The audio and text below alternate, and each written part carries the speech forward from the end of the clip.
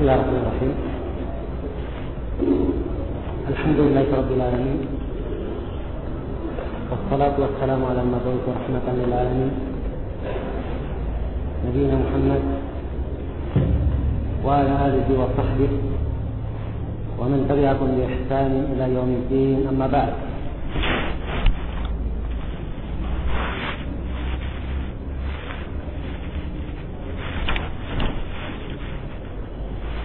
Dalam menjelaskan tentang masalah melihat kepada Allah atau ru'yatul mu'minin, ru'yatul mu'minin kepada Allah pada hari kiamat.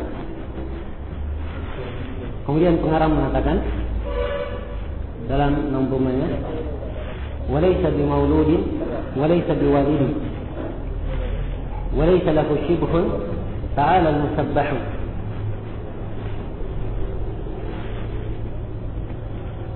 Kata beliau, dan tidaklah ia dilahirkan dan tidak pula sebagai ayah atau orang tua. Walaysa lahu shibhun, dan tidak ada baginya kemiripan, penyerupaan. Ta'ala al-musabbahu, maha tinggi Allah yang maha dipuji. Sini beliau tetapkan dasar pijakan di dalam membicarakan nama-nama dan sifat Allah Subhanahu wa ta'ala. Umumnya Allah Subhanahu wa ta'ala tidak bisa dikatakan maulud, dilahirkan, dan tidak pula dikatakan walid sebagai ayah atau yang melahirkan. Dalam Al-Quran dikatakan lam yalid wa lam yulad wa lam yakun lahu kufuwan ahad. Tidaklah melahirkan, tidaklah ia melahirkan dan tidak pula dilahirkan, dan tidak ada seorang pun yang bisa menandinginya. Ini penetapan di dalam masalah ini. Kemudian beliau tegaskan bahwa tidak ada yang mirip dan serupa dengan Allah Subhanahu wa ta'ala. Tidak ada kemiripan kepada Allah Subhanahu wa ta'ala, tidak dalam nama-namanya, tidak pula dalam sifat-sifatnya, tidak dalam perbuatannya. Allah Subhanahu wa ta'ala tidak diserupakan sama sekali dengan makhluknya. Dalam Al-Quran Allah Subhanahu wa ta'ala menyatakan laisa kamitslihi syai'un wa huwas sami'ul basir. Tidaklah ia serupa dengan sesuatu apapun, dan dialah Allah maha mendengar lagi maha melihat. Ayat ini dasar pijakan yang dipegang oleh ahli sunnah wal jamaah membantah dua kelompok yang sesat di dalam masalah nama dan sifat Allah Subhanahu wa ta'ala. Dua kelompok tersebut secara umum disebut dengan nama kelompok Al-Mu'attilah dan kelompok Al-Musyabbihah atau Al-Mumatsilah. Al-Mu'attilah adalah orang-orang yang menafikan, meniadakan sifat-sifat Allah.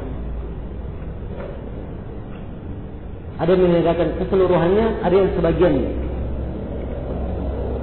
Dan ada yang mentakwil. Kalau al-mumatsilah, al-musyabbihah, mereka menyerupakan Allah dengan makhluknya.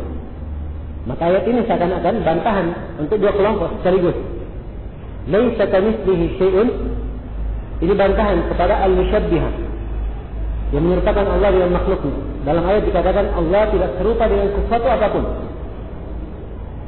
tidak bisa diserupakan. Kemudian kelanjutan ayat adalah bantahan terhadap al-mu'attilah yang menolak sifat-sifat Allah. Sebab dalam ayat dikatakan wa huwas sami'ul basir, dialah Allah yang maha melihat lagi maha mendengar. Maka disifatkan Allah Subhanahu wa ta'ala dengan sifat melihat dan mendengar. Alasan orang-orang Mu'attilah yang menolak sifat-sifat Allah, katanya kalau kita tetapkan sifat untuk Allah, maka artinya kita serupakan Allah dengan makhluk. Begitu alasan mereka. Katanya kalau ditetapkan bahwa Allah punya pendengaran, punya penglihatan, berarti sama dengan makhluk. Dan ini adalah alasan yang sebenarnya tidak bisa dijadikan sebagai alasan. Dan ayat ini bantahan yang sangat kuat. Allah menetapkan wa huwas samiul basir. Allah Maha mendengar lagi Maha melihat. Para ulama menyebutkan kenapa di sini dipakai dua nama, As-Sami'ul Basir. Kenapa tidak pakai nama yang lain, misalnya Al-Alimul Hakim, yang Maha mengetahui lagi mempunyai hikmah, ya. Atau memakai nama Al-Alimul Khabir. Kenapa memakai As-Sami'ul Basir? Apa rahasia di belakang hal tersebut? Para ulama menyebutkan untuk menunjukkan bantahan yang sangat kuat terhadap orang-orang Mu'attilah, kebanyakan makhluk itu disifatkan dengan sifat pendengaran dan penglihatan. Iya. Manusia punya pendengaran dan punya penglihatan. Gajah punya pendengaran dan punya penglihatan. Ayam punya pendengaran dan punya penglihatan. Hampir setiap makhluk punya pendengaran dan penglihatan. Apakah sama pendengaran dan penglihatan manusia dengan gajah misalnya? Tentunya tidak sama, ya kan?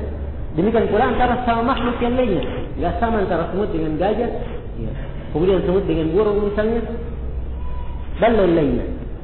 Kalau antara sesama makhluk saja yang sama-sama disifatkan punya pendengaran dan punya penglihatan tidak sama, maka juga lebih tidak sama lagi antara makhluk dan yang menciptakannya. Jadi menetapkan sesuatu belum tentu sama. Iya. Nah, karena itu ahli sunnah ketika menetapkan bahwa Allah Subhanahu wa taala disifatkan dengan sifat-sifat yang Allah tetapkan untuk dirinya di dalam Al-Quran, dan Rasulullah sifatkan Allah dengannya dalam hadisnya, mereka mengatakan bahwa Allah disifatkan dengannya sesuai dengan kemuliaan dan kebesaran Allah, tidak serupa dengan makhluknya. Tidak serupa dengan makhluknya. Dari faedah dasar di dalam masalah ini yang disebutkan oleh pengarang, laisa lahu shibhun ta'ala al-musabbahu. Tidak ada penyerupaan dengannya, tidak ada kemiripan dengannya.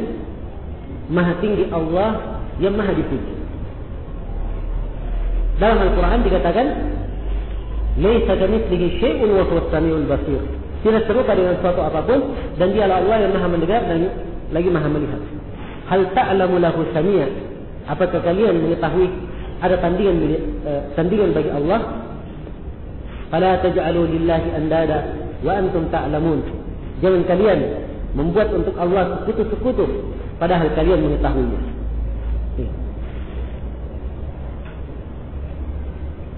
Maka tersimpul dari sini sebagai penanam kaidah di dalam menetapkan nama dan sifat Allah, seperti yang dikatakan oleh pengarang, walaysa bimauludin walaysa biwalidin. Tidaklah Allah itu diperanakkan dan tidak pula beranak. Walaysa lahu shibhun ta'ala al-musabbahu, dan tidak ada keserupaan yang mirip dengannya, maha tinggi Allah yang maha dipuji. Setelah menjelaskan ini, maka beliau berpindah menerangkan yang lain. Kata beliau, wa qad yunkiru al-jahmiyyu hadha wa indana bimisdaq ma qulna hadithun musarrihu rawahu jarir an maqal Muhammadin faqul mithla ma qad qala fi dzaka tanjahu. Baik, sebenarnya dua bait syair ini masih ada kelanjutannya dengan masalah melihat Allah. Jadi telah ditetapkan bahwa Allah Subhanahu wa taala akan dilihat pada hari kiamat. Ini sudah merupakan prinsip ahli sunnah wal jamaah dan kesepakatan di kalangan para a'immatus salaf. Kemudian Ibn Abi Daud rahimahullah menerangkan, wa qad yunkiru al-jahmiyyu hada. Tentang melihat Allah ini diingkari oleh orang-orang Jahmiyah. Jadi orang-orang Jahmiyah ini punya banyak poin kesesatan. selain dari mengatakan Al-Quran itu makhluk, mereka juga sesat di dalam masalah ru'yah, melihat Allah pada hari kiamat. Di dalam masalah takdir, mereka Jabriyah ekstrim dalam masalah takdir. Orang-orang Jahmiyah, dan ada permasalahan-permasalahan lain, dan mereka di situ adalah puncak kesesatan. Ia juga di dalam masalah iman. Mereka adalah Murji'ah kelas kakap, yang paling ekstrim juga. Orang-orang Jahmiyah. Ini diantara bentuk-bentuk pemikiran dan ciri-ciri Jahmiyah. Nah, di sini diterangkan oleh pengarang bahwa orang Jahmi, pengikut Jahmiyah, mengikuti atau mengingkari bahwa Allah dilihat. Maka pengarang membantah. Wa indana, dan di sisi kami, bimisdaq bima qulna, sebagai pembenaran apa yang kami ucapkan bahwa Allah dilihat pada hari kiamat, haditsun musarrihu. Kami punya hadis yang sangat tegas menunjukkan tentang hal tersebut. Apa hadisnya? Kata beliau, rawahu Jarirun an maqal Muhammadin. Hadis itu diriwayatkan oleh Jarir dari ucapan Nabi Muhammad. Faqul muslama qad qala. Maka berucaplah kamu, berprinsiplah kamu seperti yang diucapkan oleh Rasulullah tidak dalam masalah tersebut, tanjahu, niscaya engkau akan selamat. Hadis yang diinginkan oleh pengarang, yang dikatakan sebagai hadis musarrihu, adalah hadis Jarir yang diriwayatkan oleh Imam Al-Bukhari dan Imam Muslim. Beliau berkata, kunna julusan inda Nabi sallallahu alaihi wasallam id nadara ila al-qamari lailatal badr. Kata Jarir, kami duduk di sisi Nabi sallallahu alaihi wasallam. Kemudian beliau melihat ke bulan di malam purnama. Faqala, maka beliau berkata, ama innakum satarawna rabbakum kama tarawna hadzal qamara lailatal badr la tudammuna fi ru'yatihi. Kata beliau, ketahuilah sesungguhnya kalian akan melihat Rabb kalian sebagaimana kalian melihat bulan ini malam purnama. Kalian tidak terhalang sama sekali di dalam melihatnya. Ini penegasan, penetapan yang sangat tegas dari Rasulullah sallallahu alaihi wasallam bahwa Allah Subhanahu wa taala akan dilihat pada hari kiamat. Dan perumpamaan yang disebutkan dalam hadis ini tashbihul ar-ru'ya bir-ru'ya. Penyerupaan ru'ya dan ru'ya, penglihatan dengan penglihatan, bukan penyerupaan yang dilihat dan yang dilihat. Ya, maksudnya sebagaimana kita bisa melihat bulan di bulan purnama tentunya sangat jelas sekali dan terang sekali, demikian pula pada hari kiamat Allah Subhanahu wa taala akan dilihat dengan sangat jelas dan tidak ada penghalang. Ya. Dan bukan artinya Allah sama dengan bulan, tidak. Tapi yang diinginkan di sini sebagaimana bulan bisa dilihat dengan sangat jelas di malam purnama, demikian pula Allah Subhanahu wa taala akan dilihat oleh kaum mukminin dengan sangat jelas. Iya.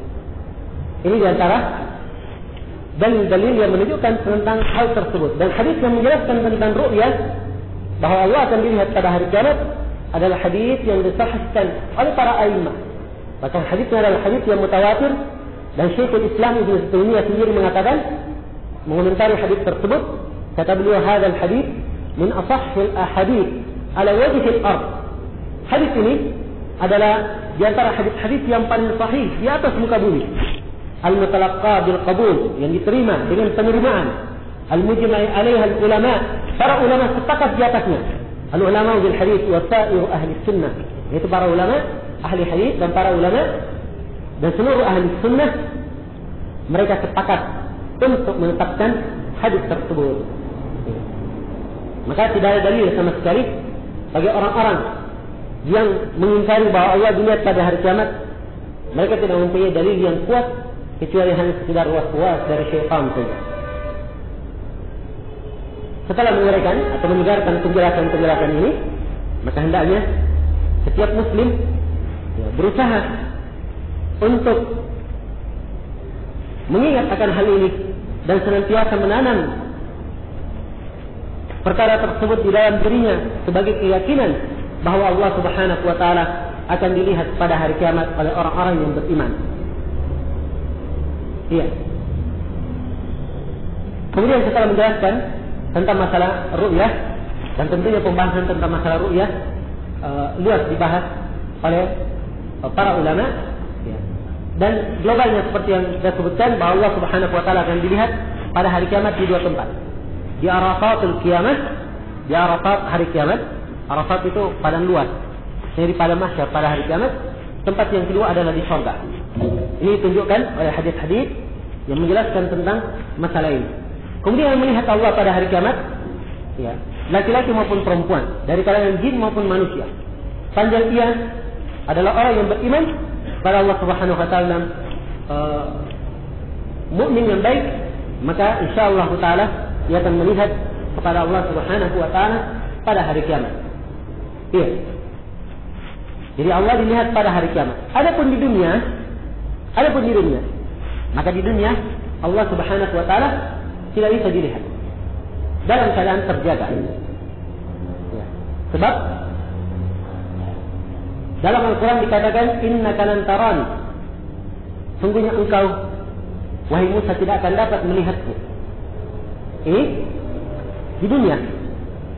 Dan juga Rasulullah sallallahu alaihi wasallam menyatakan dalam hadis riwayat Muslim dari sebagian sahabat Rasulullah sallallahu alaihi wasallam, ta'allamu annakum lan taraw rabbakum hatta tamutu. Ketahuilah, sungguhnya kalian tidak akan dapat melihat Rabb kalian sampai kalian mati. Seakan-akan hadis ini bantahan yang sangat kuat sekali terhadap orang-orang Sufia. Sebagian dari mereka mengaku ketemu dengan Allah dalam keadaan terjaga, dalam keadaan sadar. Nah, dan ini adalah kesesatan dan kekufuran. Para ulama mengatakan siapa yang mengaku melihat Allah dalam keadaan terjaga, maka dia adalah kafir, keluar dari Islam. Sebab ini adalah masalah yang disepakati di kalangan para ulama, ya, di dalam syariatul Islam, bahwa Allah Subhanahu wa taala tidak bisa dilihat di dunia dalam keadaan terjaga. Adapun dalam keadaan tertidur, para ulama seperti Syekhul Islam Ibnu Taimiyah menyebutkan bahwa Allah Subhanahu wa taala dalam tidur mungkin untuk dilihat. Ya. Mungkin untuk dilihat. Dan seseorang melihatnya sesuai dengan kadar keimanannya. Sesuai dengan kadar keimanannya. Dengan mengetahui bahwa tentunya, ya, melihat di dalam tidur itu tidaklah sama dengan hakikatnya. Apalagi dalam Al-Quran Allah Subhanahu wa taala berfirman, "Laisa kamitslihi syai'un wa huwas samiul basir." Tidak serupa dengan sesuatu apapun, dan dialah Allah yang maha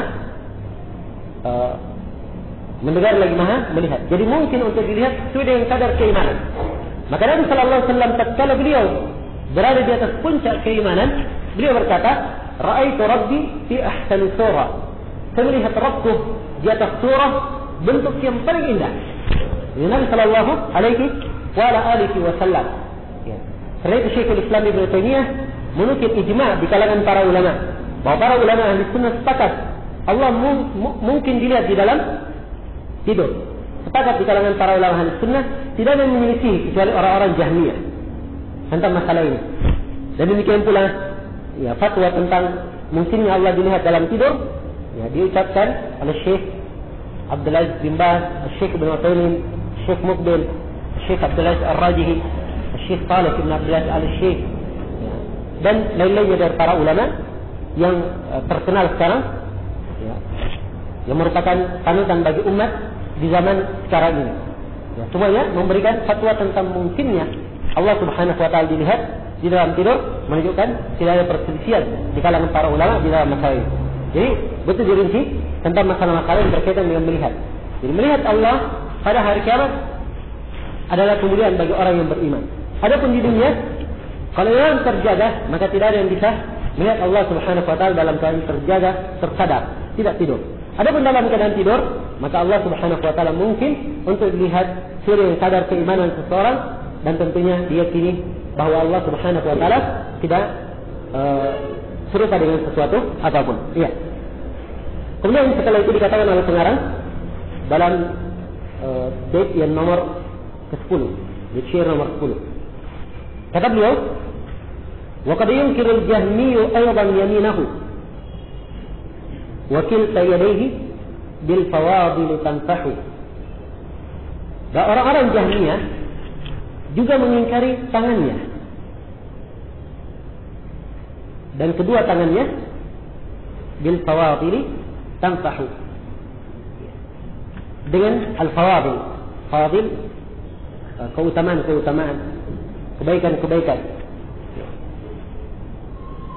Bil fawadil tanfahu, dengan keutamaan dan kebaikan Allah memberikan manfaat. Allah Subhanahu wa taala memberikan anugerah, memberikan pemberian kepada makhluk. Baik. Dalam bait yang ke-10 ini diterangkan tentang penetapan sifat tangan untuk Allah Subhanahu wa taala. Bahwa ditetapkan untuk Allah sifat tangan. Allah disifatkan mempunyai tangan. Sebagaimana ya Allah Subhanahu wa taala sifatkan dirinya di dalam Al-Qur'an. Allah menyatakan dalam Al-Qur'an, bal yadahu mabsutatan. Bahkan kedua tangan Allah terhampar. Dan dalam ayat yang lain Allah menyatakan, ma mana'aka an tasjuda lima khalaqtu biyadai. Apa yang menahan kamu wahai iblis untuk sujud terhadap makhluk yang saya cipta dengan kedua tanganku. Ini penetapan bahwa Allah Subhanahu wa taala mempunyai dua tangan. Maka kita tetapkan hal tersebut sesuai dengan kemuliaan dan kebesaran Allah Subhanahu wa taala. Tidak serupa dengan makhluknya. Ini kaidah ahli sunnah dalam masalah ini. Sebagaimana umumnya di dalam sifat-sifat Allah Subhanahu wa taala. Mana tangan secara bahasa dimaklumi? Apa itu tangan secara bahasa? Tapi hakikatnya bagaimananya ini tidak diberitahukan kepada kita. Yang jelas kita harus yakini pasti tidak sama dengan makhluknya. Yang harus kita yakini pasti sesuai dengan kemuliaan dan kebesaran Allah Subhanahu wa taala, dan tidak boleh dikhayalkan di dalam benak sesuatu apapun yang berkaitan dengan bagaimana kaifiat tangan itu. Sadar tangan Allah Subhanahu wa taala. Jelas kita imani hal tersebut sesuai dengan apa yang ditegaskan oleh Allah dalam Al-Quran dan disebutkan oleh Rasulullah sallallahu alaihi wasallam. Iya. Imam Malik rahimahullah taala ditanya tentang sifat al-istiwa. Katakan kepada beliau, wahai Imam, dalam Al-Quran dikatakan Ar-Rahman 'alal arsy istawa. Ar-Rahman di atas arsy beristiwa. Ya, al-istiwa secara bahasa kadang bermakna al-ulu, yang tinggi, al-irtifa, yang di atas, as-sa'ud, naik di atas, kemudian al-istiqrar, yang tetap. Ya. Ini makna istiwa dalam bahasa Arab. Mungkin kalau diterjemah ke bahasa Indonesia mendekati kalimat bersemayam. Ya. Tapi menggunakan kalimat bahasa Arab itu lebih enak sebenarnya, sebab kandungan maknanya lengkap. Al-istiwa, ditetapkan sifat istiwa. Biasanya kalau membaca Ar-Rahman istiwa di atas arsy, dibaca ayat ini, dia tanya kepada Imam Malik, bagaimana istiwanya? Maka berubah wajah Imam Malik rahimahullahu taala. Sampai disebutkan dalam sebagian riwayat, karena besarnya girah beliau, kemarahan beliau melihat ada orang yang bertanya ya, tentang perkara agama yang sangat diharamkan untuk menanyakan hal tersebut. Maka beliau berkata setelah itu, al-istiwa'u ma'lum. Ya. Istiwa itu adalah ma'lum. Dalam satu riwayat, ghairu majhul, bukanlah perkara yang tidak diketahui. Jadi istiwa secara bahasa dimaklumi. Apa maknanya? Al-Quran itu turun dengan bahasa Arab. Dikatakan Al-Quran bilisanin Arabiyyin mubin, dengan lisan bahasa Arab yang sangat jelas. Tersebut al-istiwa secara bahasa maklum. Apa maknanya? Wal kaifu majhul. Adapun bagaimananya tidak diketahui. Bagaimananya tangan itu? Tidak diketahui. Wassu'alu minhu bid'ah. Wal iman bihi wajib. Beriman tentang istiwa adalah wajib. Wassu'alu anhu bid'ah. Dan bertanya bagaimana istiwanya, ini adalah bid'ah. Seakan-akan jawaban Imam Malik ini adalah kaidah yang menggambarkan bagaimana akidah ahli sunnah dalam masalah ini. Jadi kalau ditanya tentang sifat Allah, tentang Allah punya tangan, sebut bahwa tangan adalah maklum dari sisi bahasa. Adapun bagaimananya tidak diketahui. Beriman bahwa Allah punya tangan adalah perkara yang wajib. Dan bertanya bagaimana tangannya itu adalah bid'ah. Demikian seterusnya masuk ke dalam sifat Allah disifatkan dengan sifat murka. Maka al-ghadab murka dalam bahasa Arab dipahami apa maknanya. Kemudian bertanya tentang bagaimananya tidak boleh. Mengimani tentang hal tersebut adalah wajib. Demikian pula sifat-sifat yang lainnya. Disifatkan Allah mempunyai mata, mempunyai kaki. Semuanya ini ditetapkan dalam hadis-hadis Rasulullah Sallallahu Alaihi Wasallam. Maka hendaknya kita tetapkan sebagaimana ditetapkan oleh Allah dan Rasulnya. Iya.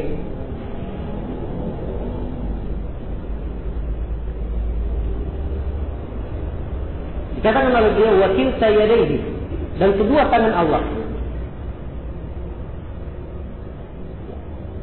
Dan kedua tangan Allah.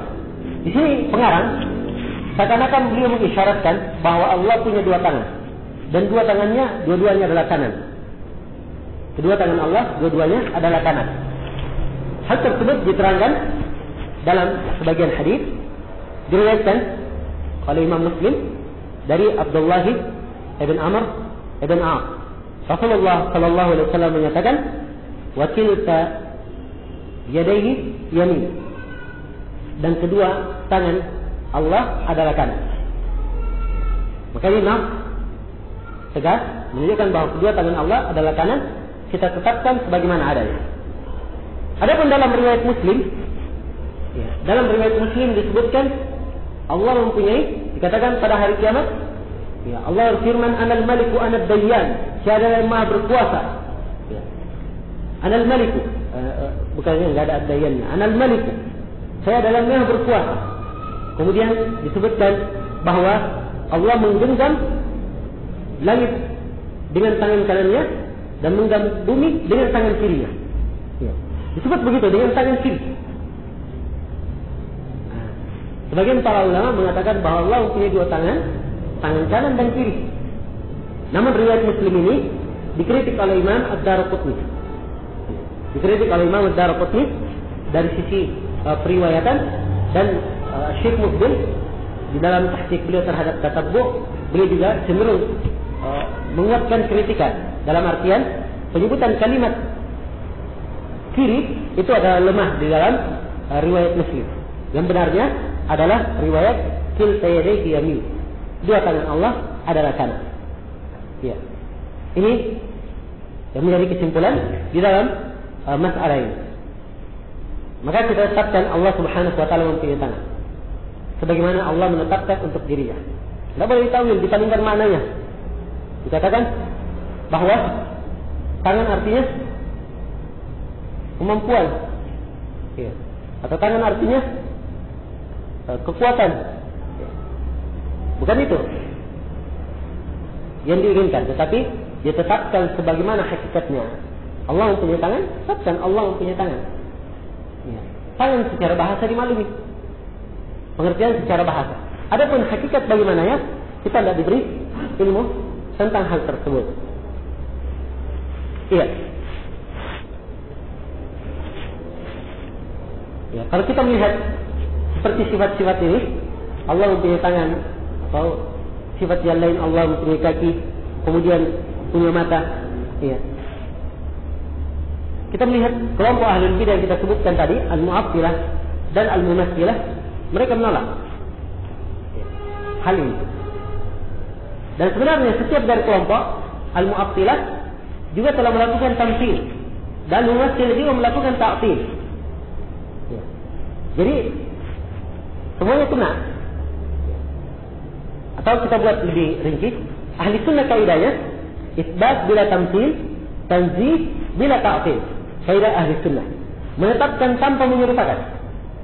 Kita tetapkan Allah punya tangan, punya mata, ya, kemudian punya kaki dan sifat-sifat yang lain ditetapkan dan tidak diserupakan dengan makhluk. Kemudian ditanzih, Allah disucikan. Ya, Allah sama sekali maha suci untuk dikatakan sama dengan makhluknya. Ya, disucikan, tetapi jangan sampai sifat yang ditetapkan untuk Allah dihilangkan karena itu. Ya, ada pun ahli bidah, ya, mereka ada dua kelompok. Nah, ada yang mengatakan diisbat, ditetapkan Allah punya tangan, tapi dia samakan dengan tangan makhluknya. Inilah yang dinamakan al-mumatsilah atau al-musyabbihah tadi. Dan ada sebagian kelompok mereka mengagungkan Allah untuk disamakan dengan makhluknya. Ya, maha suci Allah disamakan dengan makhluknya. Tapi mereka mengatakan, ya, maha suci Allah disamakan dengan makhluknya, karena itu Allah tidak mempunyai tangan, tidak boleh disifatkan punya tangan, tidak boleh disifatkan punya wajah, tidak boleh disifatkan punya mata, dan seterusnya. Ya. Dipahami? Dan setiap dari kelompok al-mu'attilah itu telah melakukan tamtsil. Dan al-mumatsilah juga melakukan ta'til. Kenapa bisa seperti itu? Karena al-mu'attilah dia mumatsil. Al-mu'attilah kan meniadakan sifat. Mereka meniadakan sifat-sifat Allah. Ada yang meniadakan keseluruhan, ada yang meniadakan sebagian. Ketika ada sifat, diterangkan misalnya dalam ayat bal yadahu mabsutatan, bahkan kedua tangannya terhambat. Datang al-mu'attilah, mereka katakan di sini, sebagian dari mereka mengatakan kita tetapkan sifat tangan, bukan tangan yang diinginkan di sini. Diingkari oleh mereka. Sebagian dari mereka mentakwilnya, oh ini bukan tangan tapi kemampuan. Dan sebagiannya melakukan perkara-perkara lain yang jelasnya tidak menerima ada penetapan sifat tangan. Mu'attilah lebih sejati dalam ta'til ini karena mereka menyangka kalau kita tetapkan sama Allah dengan makhluknya, berarti al-mu'attilah sendiri sudah jatuh di dalam tamtsil, menyamakan Allah dengan makhluk. Nah, karena itu kata para ulama, kullu mu'attilin mumassil. Setiap orang yang melakukan ta'til pasti dia juga melakukan tamtsil. Setiap orang yang menolak sifat Allah pasti dia juga telah menyerupakan Allah dengan makhluknya. Ya kan? Ketika dia menolak sifat Allah, misalnya Allah tidak punya tangan. Kenapa dia tolak? Karena dia meyakini kalau ditetapkan Allah sama dengan makhluk. Ya. Karena itu diambil hukum oleh para ulama bahwa orang yang menolak sifat Allah artinya dia menyerupakan Allah dengan makhluknya. Ya. Demikian pula sebaliknya. Orang yang melakukan tamtsil, orang yang menyamakan Allah dengan makhluknya, ini juga telah melakukan ta'til, telah menolak sifat-sifat Allah. Ya. Dan ditolaknya sifat Allah oleh al-mumatsilah dari beberapa perkara.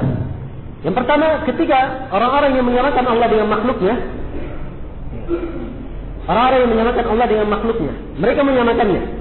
Mereka katakan tangan Allah seperti tangan-tangan kita.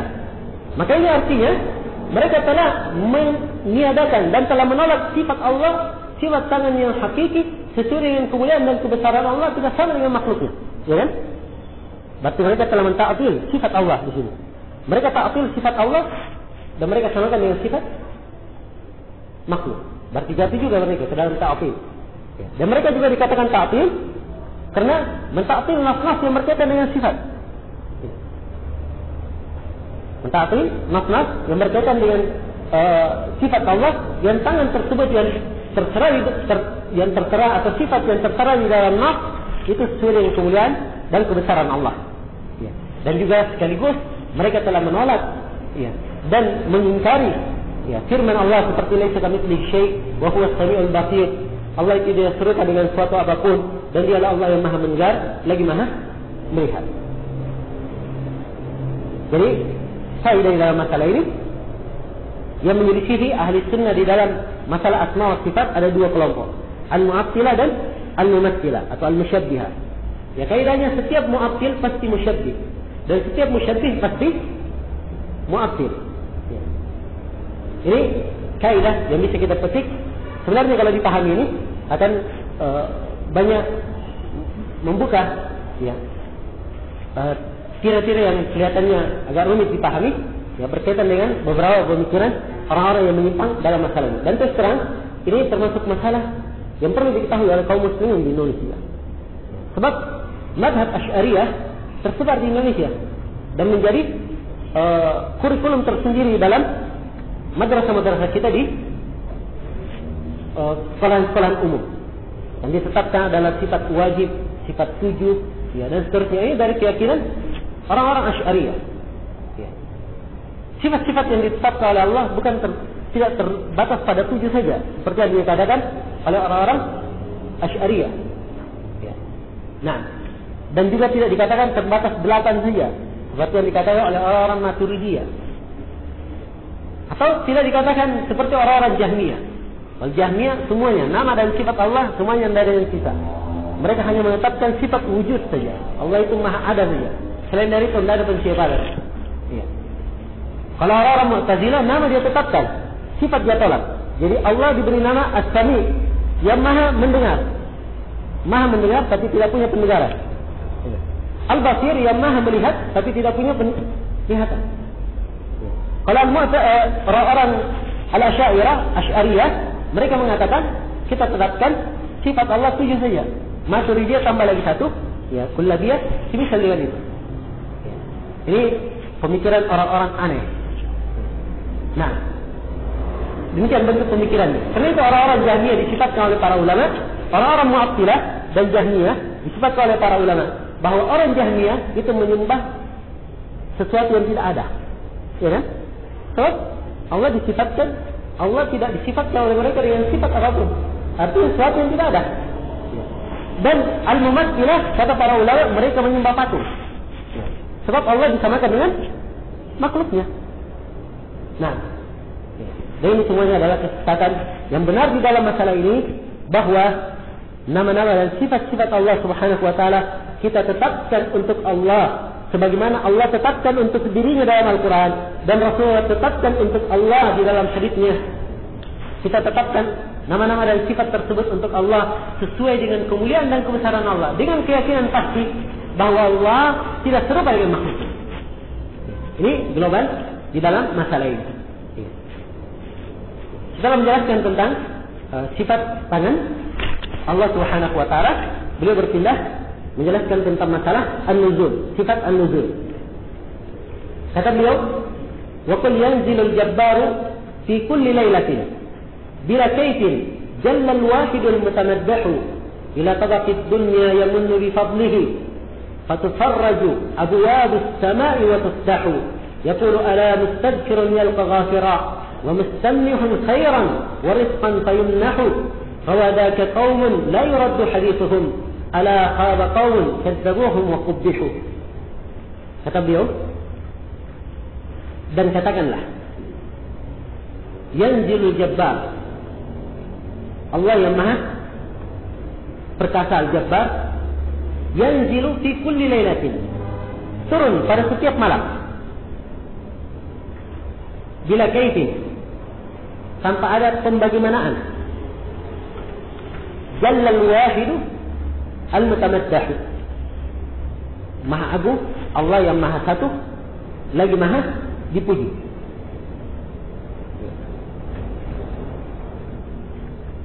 Ila tabaqid dunya yamunnu bi fadlihi, Allah turun ke langit dunia, yamunnu bi fadlihi, memberikan minnah.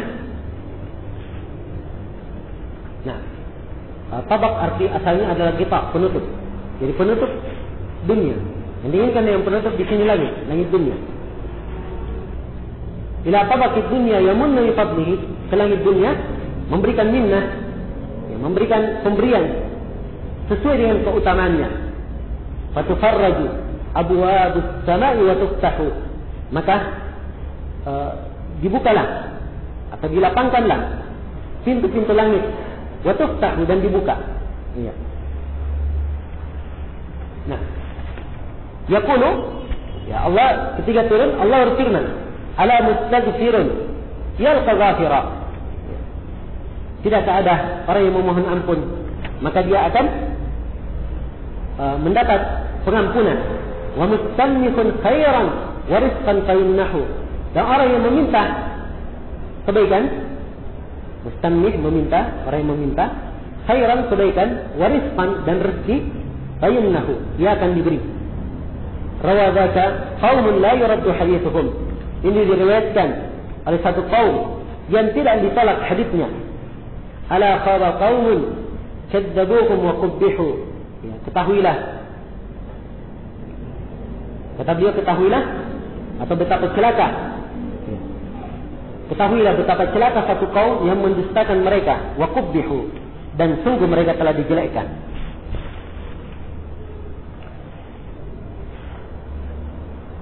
Di dalam 4 bait syair ini, dari bait nomor 11 sampai nomor 14, ya, semuanya menjelaskan tentang sifat nuzul bagi Allah Azza wa Jalla. Sebagaimana yang telah kita terangkan, bahwa Allah Subhanahu wa taala disifatkan dengan sifat-sifat sesuai dengan kemuliaan dan kebesarannya. Ahli sunnah menetapkan sifat untuk Allah dibangun di atas 2 kaidah. Isbatun bila tamthil, tanzihun bila ta'til. Menetapkan sifat tersebut tanpa mempersamakan atau menyerupakan Allah dengan makhluknya. Yang kedua, mensucikan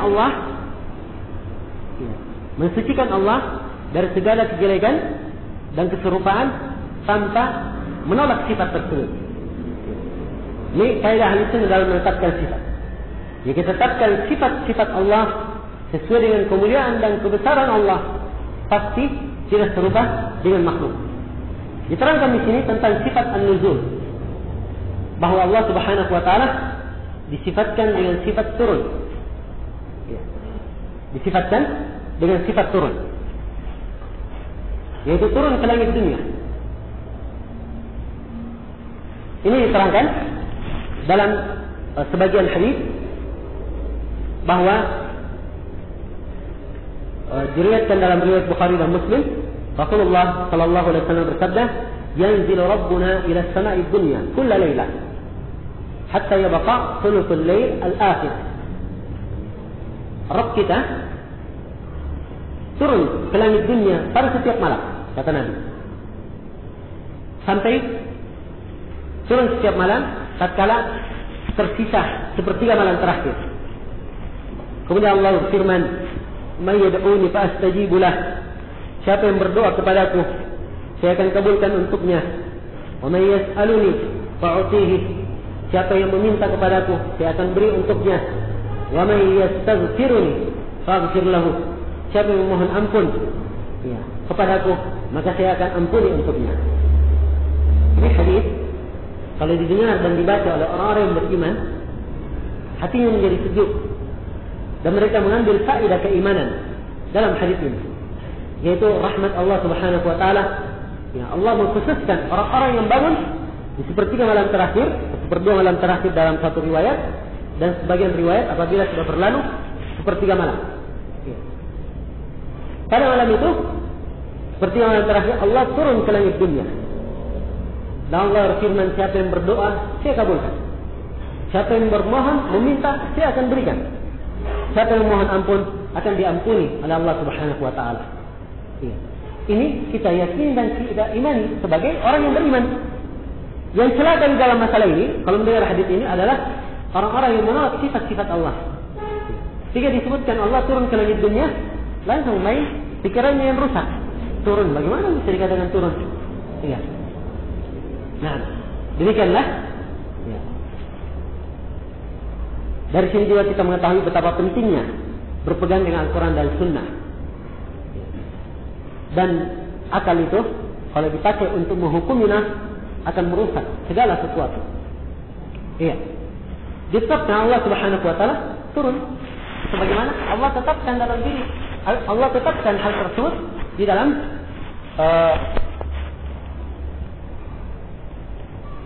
atau Rasulullah SAW tetapkan untuk Allah Subhanahu wa taala dalam hadis-hadisnya. Nah, dan para ulama menyebutkan bahwa hadis-hadis yang berkaitan dengan sifat nuzul adalah hadis mutawatir dari Rasulullah sallallahu alaihi wasallam. Ya, seperti Ibnu Qudamah rahimahullah atau Abdul Ghani Al-Maqdisi rahimahullah, beliau di dalam kitab beliau Al-Iqtisad fil I'tiqad yang menegaskan bahwa hadis yang berkaitan tentang sifatun nuzul adalah hadis yang mutawatir, diriwayatkan dari banyak jalan dari Rasulullah sallallahu alaihi wasallam. Ya, karena itu ini sudah merupakan keyakinan yang pasti bahwa Allah Subhanahu wa taala disifatkan dengan sifat turun. Ya, turun ke langit dunia. Kita yakini hal tersebut dari kemuliaan dan kebesaran Allah. Ya, tidak seperti pemikiran orang-orang yang menyimpan dalam masalah ini. Ada yang berpikir, loh, bagaimana caranya? Allah disifatkan turun di sepertiga malam. Kalau di Indonesia sekarang malam, tapi di tempat lain siang. Ya. Misalnya di negara lain di sana, yang jauh, ada yang siang. Bagaimana ini? Nah, ini karena memakai akalnya yang rusak, akhirnya terjadi kebingungan. Semisal dengan itu, orang seperti Muhammad Rashid Ridha dan lain-lainnya yang menolak hadis Hudzaifah riwayat Bukhari dan Muslim yang diterangkan bahwa matahari ketika terbenam, matahari sujud di bawah arsy Allah Subhanahu wa taala setelah terbenamnya. Terus sujud matahari di bawah arsy Allah sampai Allah perintah supaya dia terbit dari arah timur. Demikian terus. Matahari berputar sujud sampai datang suatu hari Allah berfirman, terbitlah kamu dari arah kamu terbenam. Itu dari arah barat, dan itulah tanda hari kiamat. Ini tidak masuk di akal Muhammad Rashid Ridha yang semisal dengannya. Sehingga hadis riwayat Bukhari dan Muslim dia lemahkan dengan penuh kezaliman karena bertentangan dengan akal. Apa pikiran akalnya yang rusak? Ya, sekarang matahari di sini terbit. Ya. Matahari terbit atau sekarang di sini malam. Kalau dikatakan dia sekarang sedang sujud di bawah arsy Allah Subhanahu wa taala, kenapa masih terbit di sana? Ya. Ini pemikiran akal yang rusak. Kalau akalnya sehat, dia akan berpikir dengan pemikiran yang sehat. Dia akan berkata, bukankah Allah Subhanahu wa taala Maha mampu atas segala sesuatu? Selesai. Ya. Akal kesesatan karena terlalu banyak ingin mempelajari perbuatan Allah Subhanahu wa taala dan ketetapan Allah. Ini asal kesesatan makhluk. Ya. Yang disebut oleh Syekhul Islam Ibnu Taimiyah. Allah tidak ditanya apa yang diperbuat, apa yang Allah tetapkan. La yus'alu amma yaf'alu wa hum yus'alun. Allah tidak ditanya apa yang Allah lakukan, adapun mereka makhluk, mereka ditanya tentang hal tersebut. Tetapi hal tersebut sesuai dengan kemuliaan dan kebesaran Allah, ya kalau dipikir dengan akal mungkin ada sesuatu yang akal tidak sampai ke sana. Tapi kalau akalnya sehat, pasti tidak akan menentang nas dari Al-Quran maupun Sunnah Rasulullah Sallallahu Alaihi Wasallam. Maka hadis ini adalah hadis yang sabit, yang syah dari Rasulullah Sallallahu Alaihi Wasallam bahwa Allah turun ke langit dunia. Nah, cuman para ulama di dalam masalah sifat turun memang ada sedikit perselisihan ketika menjelaskan kaitannya dengan sifat istiwa, ya kan? Karena Allah disifatkan dengan sifat istiwa di atas arsy. Dalam Al-Quran ada 7 ayat menerangkan tentang sifat istiwa. 6 ayat diantaranya dengan lafaz tsumma stawa 'alal arsy. Kemudian Allah istiwa di atas arsy. Kandungan dari konteks ayat menunjukkan bahwa Allah terus-menerus istiwa. Ada khilaf di kalangan para ulama. Apakah ketika Allah turun ke langit dunia, apakah arsy-nya kosong atau tidak? Iya. Dipahami? Apakah arsy-nya kosong atau tidak? Ketika Allah turun ke langit dunia? Nah, di sini memang ada khilaf di kalangan para ulama ahli sunnah sendiri. Ada yang mengatakan kosong, ada yang mengatakan tidak, dan ada yang mengatakan tidak boleh ditanya kosong ataupun tidak. Iya. Ini pendapat, 3 pendapat dari kalangan para ulama ahli sunnah. Pendapat yang paling lemahnya yang mengatakan kosong, dan yang paling kuatnya adalah pendapat yang mengatakan tidak kosong. Nah, ini merupakan pendapat jumhur para ulama ahli sunnah, ya, Syekhul Islam Ibnu Taimiyah, dan dikuatkan oleh para masyayikh yang para masyayikh kita ya belakang ini rahimahumullah, al-amwat minhum wa hafizallahu al-ahya. Iya. Karena itu para ulama mengatakan di sifat istiwa itu adalah sifat dzatiyah fi'liyah. Sifat dzatiyah artinya Allah terus-menerus bersifat dengannya. Iya. Disifatkan dengan sifat istiwa. Dan dikatakan sifat fi'liyah sebab sebelumnya Allah tidak istiwa, kemudian setelah itu istiwa di atas arsy. Dan setelah istiwa di atas arsy terus-menerus Allah Subhanahu wa taala istiwa di atas arsy. Iya. Ini kesimpulan dalam masalah ini. Yang jelas di dalam masalah sifat nuzul ini kita tetapkan sifat nuzul untuk Allah Subhanahu wa taala sesuai dengan kebesaran dan kemuliaan Allah Subhanahu wa taala, tidak serupa dengan makhluknya. Adapun yang dinukil oleh ahli bidah di sini dinisbahkan kepada Syekhul Islam Ibnu Taimiyah, bahwa katanya Syekhul Islam Ibnu Taimiyah mengatakan Allah turun ke langit dunia seperti saya turun dari mimbarku ini. Ya. Kemudian beliau turun. Ini kedustaan terhadap Syekhul Islam Ibnu Taimiyah. Asal kedustaan ini dari seorang yang bernama Ibnu Battuta. Ya. Yang katanya pernah melakukan rislah dan dia masuk ke Dimashq. Waktu itu dia lihat Ibnu Taimiyah khutbah dan dia berucap seperti itu. Dan dusta. Dia sebutkan tahunnya dan Ibnu Taimiyah waktu itu di penjara. Ya. Dan musuh-musuh beliau memang banyak ya di dalam masalah ini. Ya, wallahul musta'an. Ala kulli hal, kedustaan ahli bidah dan orang-orang yang mengikuti hawa nafsu itu sangat banyak sekali.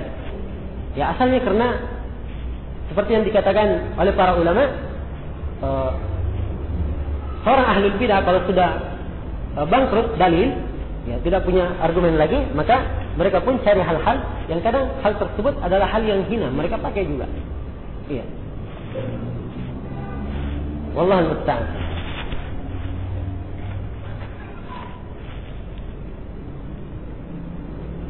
Dan belakangan juga saya dengar ada orang-orang yang katanya ditanya, kenapa nggak belajar sama Ustaz Zulkarnain? Oh, dia itu bahaya dalam masalah semua sifat, mengatakan Allah itu turun sama yang turunnya makhluk. Ya. Naudzubillahi min adh-dhalal. Baik. Itu hanya sekedar kedustaan yang biasa muncul dari sebagian orang yang memang profesinya senang berdusta. Ya. Maka dimaklumi saja. Kita pindah ke masalah berikutnya. Dikatakan di sini oleh pengarang rahimahullah taala. Sebelumnya kita lanjutkan ya. Saya detailkan. Kata beliau, wa qul yanzilul jabbaru fi kulli lailatin. Dan katakanlah, Allah al-Jabbar, ya, yang maha besar, maha agung, yanzilu turun fi kulli lailah, pada setiap malam. Bila kaifin, tanpa bagaimana. Kalimat bila kaifin di dalam nas yang disebut oleh para ulama itu punya dua kemungkinan makna. Kemungkinan makna yang pertama, bila kaifin bermakna tanpa kaifiyah. Tidak boleh dikatakan dia itu sifatnya begini dan begini. Tanpa kaifiyah artinya tanpa dibagaimanakan. Jadi tidak boleh dikatakan turunnya setiap malam begini bentuknya, atau turunnya begini, atau tangannya begini. Itu namanya membagaimanakan. Dan bila kaifin bisa bermakna tanpa ada pertanyaan bagaimana. Kita tetapkan tanpa ada pertanyaan bagaimana. Ini dua makna. Kalau para ulama mengatakan bila kaifin. Jadi kadang kalau dikatakan kita tetapkan ini bila kaifin, tanpa kaifiyah. Maksudnya jangan kamu katakan tangannya begini dan begitu. Ataupun bisa bermakna jangan kamu tanya bagaimana tangannya atau bagaimana turunnya. Iya. Dipahami? Kata beliau, wa qul yanzilul jabbar fi kulli lailatin. Katakanlah bahwa Allah al-Jabbar turun setiap malam. Bila kaifin, tanpa bagaimana. Jallal wahidul mutamaddahu. Maha agung Allah al-Wahid yang maha satu. Di antara nama dan sifat Allah, di antara nama-nama Allah adalah al-Wahid. Limanil mulkul yawm lillahi al-Wahid al-Qahhar. Ini penetapan nama al-Wahid. Nah, yawma tubaddalu al-ardu ghayra al-ardi was-samawat wa barazu lillahi al-Wahid al-Qahhar. Juga penetapan nama al-Wahid. Al-Wahid artinya yang maha satu. Al-Mutamaddahu artinya yang dipuji. Di sini Al-Mutamaddah dia bukan dari nama Allah, tapi di sini mimbabil khabar. Mimbab al-khabar. Hanya sekedar pemberitaan. Ya. Pemberitaan. Jadi maklumi dalam kaidah asma wa sifat bahwa babul khabar awsa min babil asma. Ya. Wa babul asma awsa babul khabar awsa min babil sifat. Bahwa sifat awsa min bab al-asma. Ya, bab tentang khabar, khabar itu lebih luas dari bab sifat. Ya, jadi kadang ada sesuatu dikhabarkan. Ya, tentang Allah begini, belum tentu dikatakan dia itu sifat Allah. Ya, pengabaran. Ya, kalau bentuknya pengabaran, itu tidak dipermasalahkan kalau pengabarannya baik, mengandung pujian dan mengagungkan Allah. Inilah yang diinginkan dalam Al-Quran. Walillahil matsalul a'la. Dan bagi Allah perumpamaan yang maha tinggi. Nah, karena itu kalimat seperti ini al-mutamaddahu. Antum cari dalam nas Al-Quran dan Sunnah, tidak ada nama seperti ini dalam Al-Quran dan Sunnah. Tapi pengarang di sini menyebut al-mutamaddah min babil khabar. Hanya sekedar bentuk khabar saja, pemberitaan bahwa Allah itu maha dipuji. Ya, dan ini sejalan dengan nas dan tiada dalil yang menunjukkan tentang jeleknya hal ini. Ya, dipahami? Ya, kadang al-khabar lebih luas. Kalau bagus al-asma itu lebih sempit lagi. Sifat-sifat Allah harus diambil dari Al-Quran dan Sunnah. Iya, harus diambil dari Al-Quran dan Sunnah. Dari kalau pintu nama, tentang nama itu lebih sempit lagi. Iya. Nama-nama Allah juga diambil dari Al-Quran dan Sunnah. Ada nama Allah, kalau disebut nama Allah berarti ada di dalamnya sifat. Berarti ada di dalamnya sifat. Misalnya dikatakan As-Sami, nama Allah yang maha mendengar. Di dalamnya pasti ada sifat mendengar, kan begitu? Ya. Di dalamnya pasti ada sifat mendengar. Tetapi kalau dia sifat, misalnya Allah disifatkan dengan sifat Ar-Ridha. Allah punya sifat Ridha. Tidak boleh dikatakan Allah namanya Ar-Radi, dipecah dari sifat. Tidak boleh. Tapi kita katakan Allah punya sifat Ar-Ridha. Tidak boleh dikatakan Allah punya nama Ar-Radi. Tapi kalau dikatakan Allah punya nama As-Sami, itu pasti ada sifat mendengar di dalam. Ya.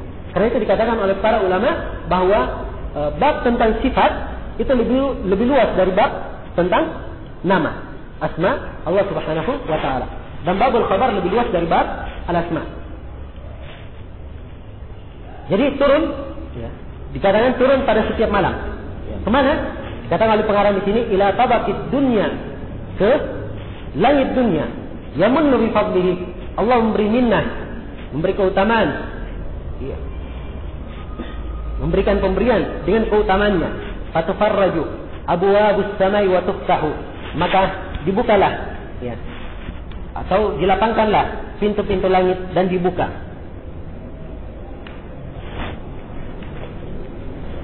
Ya. Kemudian kata pengarang, yaqulu, Allah berfirman, ala mustaghfirun yalqa ghafiran. Ya. Ala harfu tanbih. Ya, ketahuilah.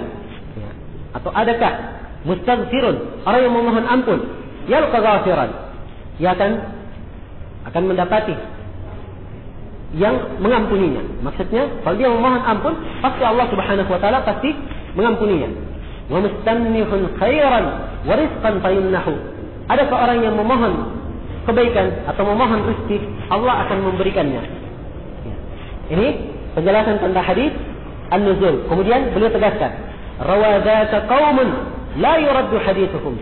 Ini diriwayatkan oleh satu kaum yang tidak akan ditolak hadisnya. Maksudnya penjelasan tentang sifat nuzul diterangkan oleh satu kaum, maksudnya dari kalangan para ulama ahli hadis. Hadis mereka tidak ditolak. Ya. Kenapa tidak ditolak hadis mereka? Karena hadisnya mutawatir. Jalan-jalannya sangat banyak sekali. Ya, mustahil mereka orang sejumlah itu sebanyak itu semuanya berkumpul melakukan kedustaan.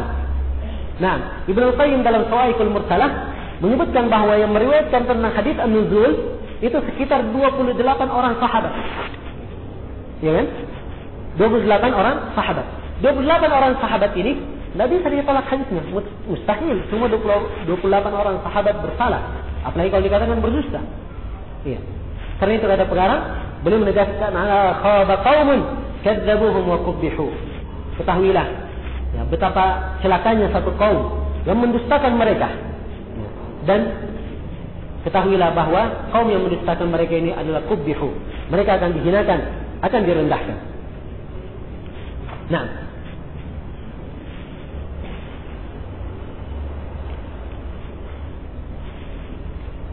setelah menguraikan tentang sifat an-nuzul, pengarang berpindah ke masalah lain, yaitu masalah para sahabat radhiyallahu ta'ala anhum. Ya. Tentang keyakinan atau akidah yang berharap terhadap para sahabat radhiyallahu ta'ala anhum. Yang hendaknya setiap muslim mempunyai keyakinan yang benar terhadap para sahabat. Ini dihitung dalam usul ahli sunnah wal jamaah. dalam masalah-masalah pokok di kalangan ahli sunnah wal jamaah. Ahli sunnah wal jamaah ketika berbicara tentang masalah akidah, kebanyakannya memang berkaitan dengan rukun iman yang 6. Keimanan kepada Allah, masih dalamnya masalah tauhid uluhiyah, tauhid rububiyah, tauhid asma wa sifat, yang kebanyakan kita bahas tadi tentang sifat. Kemudian berkaitan dengan keimanan kepada para rasul, kemudian keimanan kepada kitab-kitab Allah, pada para malaikat, kemudian keimanan kepada hari akhirat. Keimanan kepada hari akhirat masih dalamnya yang perkara keimanan tentang alam kubur, keimanan di padang mahsyar, keimanan tentang syafaat, kemudian keimanan tentang jembatan, tentang telaga, surga dan neraka. Ini masuk dalam rentetan keimanan kepada hari akhirat. Kemudian keimanan kepada takdir.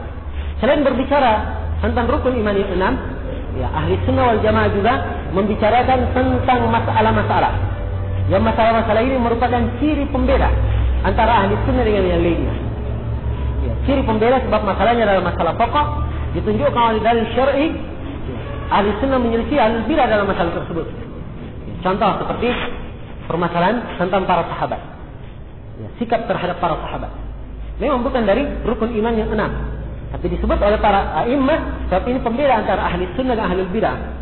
Demikian pula tentang masalah karamah al-awliya, penetapan tentang karamah para wali. Ada yang ekstrim, ada yang menyepelekan, ada yang menolak tentang hal tersebut, mengingkarinya. Ahli sunnah menampakkan masalah ini untuk menunjukkan pertengahannya ahli sunnah dalam hal ini, bantahan terhadap ahli bid'ah. Kemudian sikap terhadap para penguasa juga disebut oleh ahli sunnah dalam pembahasan akidah mereka. Karena ini adalah pembeda antara ahli sunnah dan kelompok ahli bid'ah yang menyimpan dalam masalah ini. Maka di sini pengarang menjelaskan tentang masalah sikap terhadap para sahabat Rasulullah sallallahu alaihi wasallam. Kata beliau, "Wa qul inna khairan nasi ba'da Muhammadin wa zirahu kidaman thumma Utsman al-arjahu." Kata beliau, "Wa qul," dan katakanlah sekali lagi, wahai kalian orang yang ingin mengikuti sunnah, katakanlah dalam keadaan kamu meyakini dalam dirimu dan dadamu lapang untuk menerima hal tersebut, kamu ucapkan hal tersebut tanpa keraguan. Katakan, inna khairan nasi ba'da Muhammadin, sungguhnya sebaik-baik manusia setelah Nabi Muhammad, wazirahu, dua wazirnya. Wazir secara bahasa itu adalah pembantu raja. Pembantu raja. Kalau diterjemah dalam bahasa Indonesia mungkin paling dekatnya menteri. Jadi manusia yang paling baik setelah Nabi Muhammad adalah dua menterinya, Kidaman. Kidaman ini artinya sudah lama mereka membela Rasulullah, sudah dari dahulu. Siapa keduanya? Yaitulah Abu Bakar dan Umar ibn Khattab. Abu Bakar As-Siddiq, nama lengkap beliau Abdullah bin Uthman ibn Abi Quhafa radhiyallahu ta'ala anhu. Abu Bakar adalah manusia yang paling afdal dan paling utama setelah Rasulullah sallallahu alaihi wasallam dari kalangan para sahabat beliau. Dari kalangan para sahabatnya. Iya. Kemudian setelah itu adalah Umar ibn Khattab. Kata beliau, wazirahu kidaman thumma Utsman al-arjahu. Kemudian Utsman al-arjah.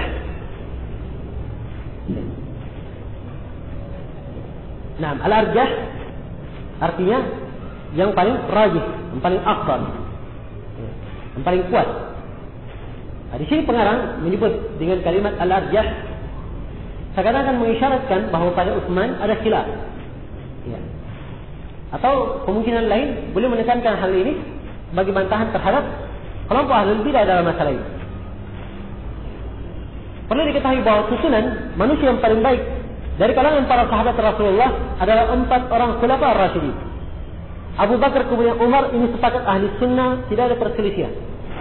Tidak ada perselisihan. Utsman kemudian Ali, ini pendapat jumhur ahli sunnah di dalam masalah keutamaan. dalam masalah keutamaan. Kalau dalam masalah khilafah, maka ahli sunnah sepakat bahwa Utsman dahulu, kemudian Ali yang lebih utama dalam masalah khilafah. Kenapa? Sebab yang mengangkat Utsman sebagai khalifah yang ketiga adalah seluruh para sahabat. Dan Ali bin Abi Thalib termasuk dari mereka. Siapa yang menyelisih ini? Artinya menyelisih kesepakatan para sahabat radhiyallahu ta'ala anhum. Karena itu dihukumi dia adalah sesat dan mubtadi'. Iya, sesat dan mubtadi'. Dipahami ini? Tapi kalau dia dahulukan Ali di atas Utsman dari sisi keutamaan, bukan khilafah. Dia katakan Utsman lebih berhak dalam khilafah.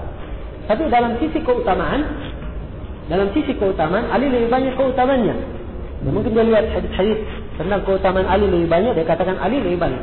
Ini memang pendapat sedikit dari kalangan ahli sunnah dari negeri Kufah. Ya, dan kata Syekhul Islam Ibnu Taimiyah, kita tidak terlalu keras di sini. Ya. Akan tetapi ini pun pendapat yang kurang kuat yang mengatakan Ali lebih banyak keutamaannya daripada Utsman. Yang dikata Ali lebih banyak keutamaannya daripada Utsman, tentunya Ali yang diangkat menjadi khalifah yang ketiga oleh para sahabat Rasulullah sallallahu alaihi wasallam. Iya. Maka Utsman adalah yang ketiga setelah Abu Bakar dan Umar. Kemudian kata beliau, sampai sini dulu ya. Untuk persiapan salat asar. Subhanallah wa bihamdik, asyhadu an la ilaha illa anta, astaghfiruka wa atubu ilaik. Alhamdulillahirabbil alamin.